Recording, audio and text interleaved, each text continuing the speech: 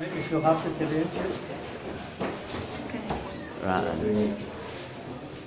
Bryan, obviously a really tight game, but a great comeback in the last quarter there. 10-0 down to 14-10. Yeah, no, I thought the first half was tough. We just didn't get a set piece, and it was tough today for Rob playing at new sets, but played there for a long time in years ago. James obviously coming back from a long-term injuries as well, and Nichols. So, and a lot of credit goes to Ealing, and their set piece was good. And when we did have the ball, we kind of knocked it on first half. So it was frustrating, but at 10-0 with that wind and hope, we knew that we had a stronger bench. They picked the strongest team, so it was great to see us battle in that circumstances and come out with a win at 14-10, and I was chuffed with it. We're all debating. Was it Mike Q sat with the try at the end? Do we know yet for certain? I think it was, wasn't it? It could have been, and obviously, Q comes on as a strong scrum game, and that's what he was brought in to do, and he's achieved that. Boys say Mike here, but Mike Myersgrove coming on. Great to see him play after being out since April last year.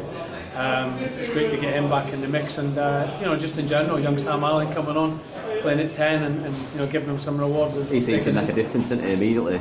Yeah, I mean that side of it's really important for us. These games we have swapped. There's probably 8 to 10 changes we could make. But we've stuck with this group, and they've lost 2 games, and sadly that game at Dragons has been a killer for us. But on a whole, we've come a long way in that time when we lost heavily down at Ealing 7 games into the season, and today they've changed that result around with a similar group of players.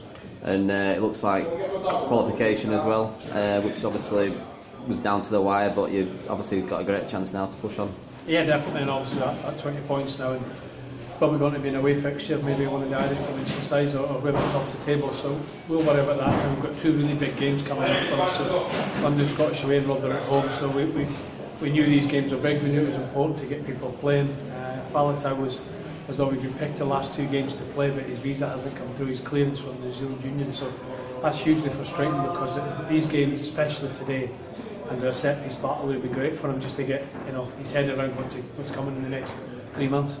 Will he be alright for next week, do we know? Well, as I say, he's trained. It's just his clearance from his club in New Zealand, so the immigration side is only open Wednesday, Fridays, or they only deal with that Wednesday, Fridays and the visas in New Zealand, so we're kind of tied with them, but thankfully they are, if you are trying to help us in that, and we can get them playing, because we've got with Charlie and Lee, both injured and had surgery. Charlie had surgery on Tuesday, so he's out for 6 weeks.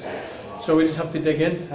The boys have had a great shift so far. Ross Graham's injured, Scoey's still injured, but a few of them are getting back to fitness, hopefully. And just finally, Ollie Stedman came off limping, is he? Hamstring. He tweaked his hamstring at one of the times, so it's just one of these things that happen. Obviously Josh Bainbridge's coming back and helps. Chris Walker was ill today, and so we've had a few. Becky's still injured, so we've got our bumps and bruises, but hopefully it's not too serious. And if it is, I'm sure Rich Mayhew and Solly and Bambi and Waka will all be desperate to play.